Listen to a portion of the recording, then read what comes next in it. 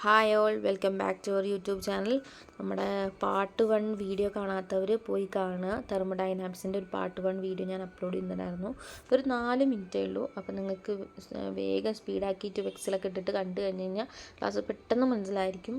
അപ്പോൾ 4 മിനിറ്റ് തന്നെ 2x ആക്കി കഴിഞ്ഞാൽ 2 മിനിറ്റോ അത്രയൊക്കെ തന്നെ ഉണ്ടാവുള്ളൂ. അപ്പോൾ അത് കണ്ടിട്ട് ഇതിലേക്ക് വരിക. Okay, state of A system. ഇനി നമ്മൾ അടുത്ത് നോക്കാൻ പോകുന്നത് state of the system. State ഫംഗ്ഷനും പാത്ത് ഫംഗ്ഷനും എന്താണ്, അതിൻ്റെ പ്രോസസ്സ് എന്താണ്, എന്തൊക്കെ ടൈപ്പ് ഓഫ് പ്രോസസ്സ് ഉണ്ട്, അത്ര പഠിക്കാനുള്ളൂ ഈ ഒരു വീഡിയോയിൽ. അത് ഞാൻ വേഗം തീർക്കാം.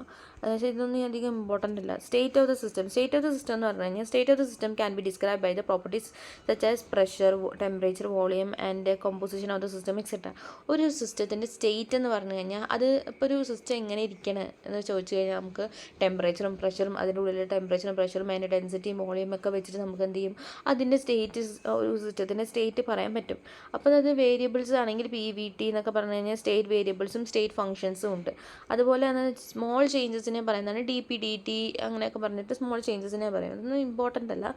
ഇനി എന്താണ് സ്റ്റേറ്റ് ഫംഗ്ഷൻ, എന്താണ് പാത്ത് ഫംഗ്ഷൻ, അത് ചിലപ്പോൾ 2 മാർക്കിനോ ഒക്കെ ചോദിക്കാൻ സാധ്യതയുണ്ട്. സ്റ്റേറ്റ് ഫംഗ്ഷൻ എന്ന് പറഞ്ഞു കഴിഞ്ഞാൽ properties of the system which whose volume depends only upon the state of the system and not the path followed by the system.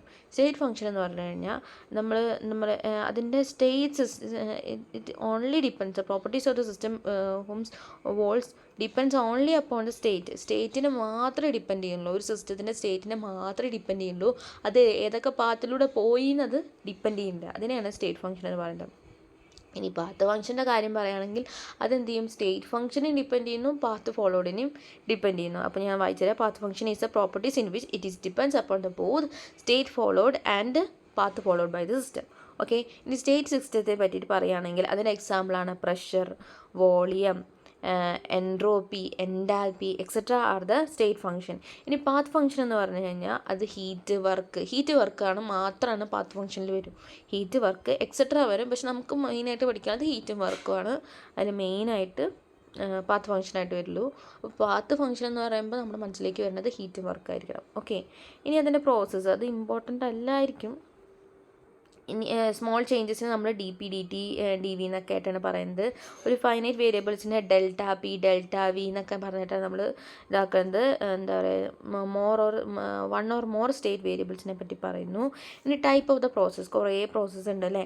Isothermal, adiabatic, isochoric, isobaric, cyclic, endothermic and exothermic process. ഇനി isothermal പ്രോസസ്സിനെ പറ്റി പറയുകയാണെങ്കിൽ isothermal process is a process in which T of the system remain constant.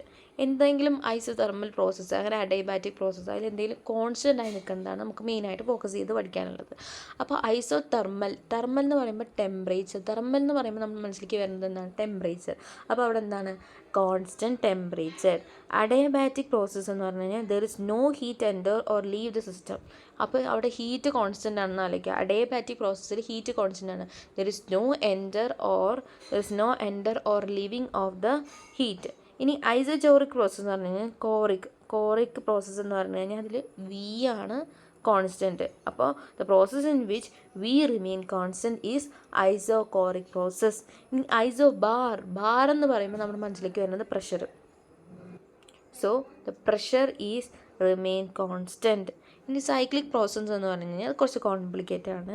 If a system return to the initial state after a series of different process, the overall reaction process is called a cyclic process.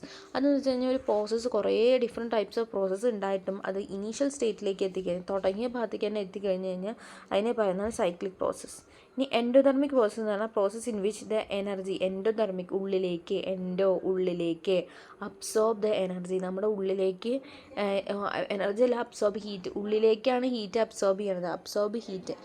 Absorb ചെയ്യുന്നത് പറഞ്ഞാൽ ഉള്ളിലേക്കുള്ള പ്രോസസ്സല്ല, അപ്പോൾ heat absorb ചെയ്യുകയാണെങ്കിൽ അതിന് എൻഡോതെർമിക്കും, heat heat എന്ന് പറഞ്ഞു കഴിഞ്ഞാൽ liberate പുറത്തേക്ക് വിടുകയാണെങ്കിൽ അതിനെ എക്സോതെർമിക് എന്ന പ്രോസസ്സ് എന്ന് പറയുന്നു.